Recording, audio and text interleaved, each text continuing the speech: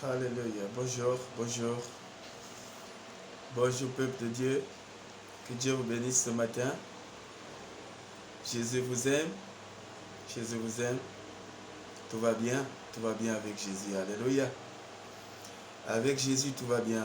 Je voudrais juste vous partager un petit verset biblique ce matin.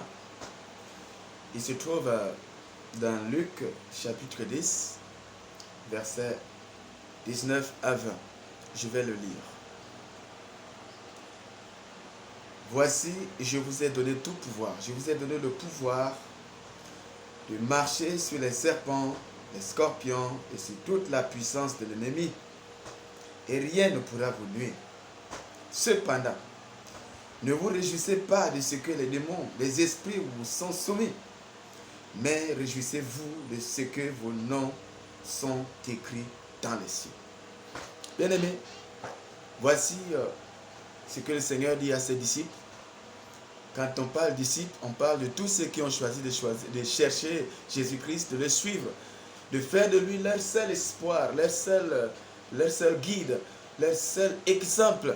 C'est-à-dire leur vie est sciée au modèle de Jésus-Christ. Jésus leur dit ce matin, tout pouvoir leur a été donné de marcher sur les serpents, de marcher sur les scorpions et de marcher sur toute la puissance de Satan et rien ne pourra les nuire. Mais bien aimé, c'est une parole puissante. Il ne s'arrête pas là. Il ajoute, il dit, mais ce n'est pas là votre sujet de réjouissance. La plus grande réjouissance que vous devez avoir, c'est que vos noms sont écrits dans les cieux. C'est que votre nom est déjà auprès du Père, dans le livre de vie. Mais bien aimé, nous pouvons faire des miracles.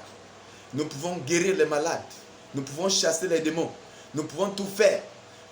Ça là, c'est ce que Dieu nous a donné. Nous devons le faire. Et c'est notre devoir. Il dit, vous chasserez les démons en mon nom. Vous imposerez les mains aux malades. Les malades seront guéris.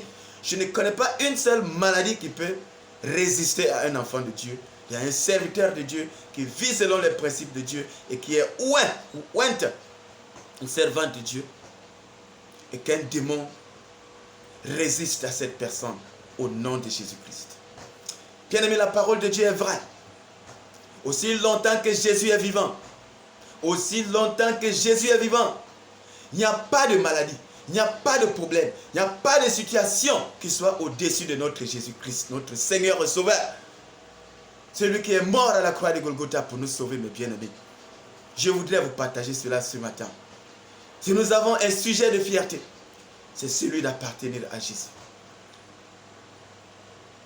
Et nous ne nous contentons pas, bien sûr, du fait que les démons nous sont soumis pour vivre n'importe quelle vie. Parce qu'une vie qui n'est pas agréable à Dieu, même si tu vomis le feu, tu es désagréable à Dieu. La foi en Jésus-Christ est incontournable.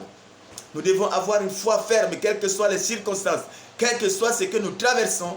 Mais bien aimé, il est important de s'accrocher à Jésus. Parce que Jésus est notre seul espoir. Alléluia.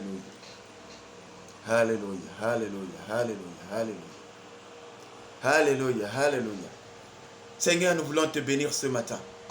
C'est ce Jésus qui nous dit ce matin que nous devons nous réjouir parce que nos noms sont écrits dans les cieux.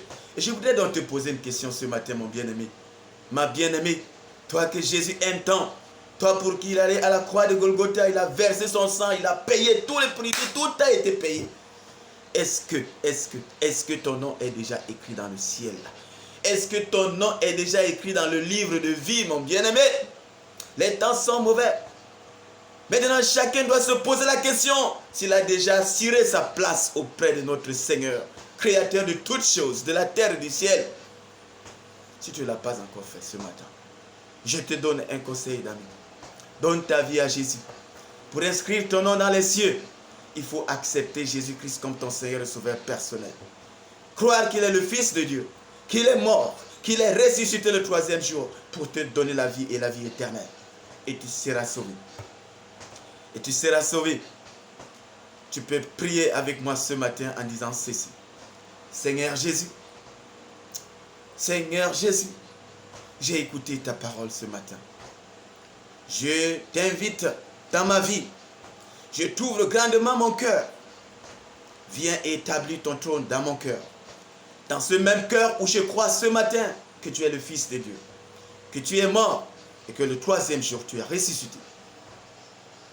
Je crois, Seigneur, fermement en cela. Je crois. Je confesse de ma propre bouche ce matin que tu es mon Seigneur et mon Sauveur personnel. Personne ne pourra changer cette décision. Quand tu reviendras chercher les élus, tes élus, Seigneur, ne m'oublie pas. Souviens-toi de ce jour que je t'ai accepté dans ma vie comme étant mon Seigneur et mon Sauveur personnel.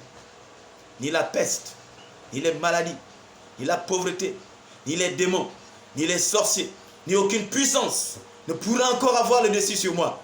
Parce que ma vie, ce matin, est confiée au Roi des Rois, au Seigneur des Seigneurs, à celui qui a dit, j'ai vaincu le monde. Ne vous inquiétez de rien. Que Dieu bénisse sa parole ce matin, et que Dieu bénisse son peuple. Soyez abondamment bénis. Gardez le sourire.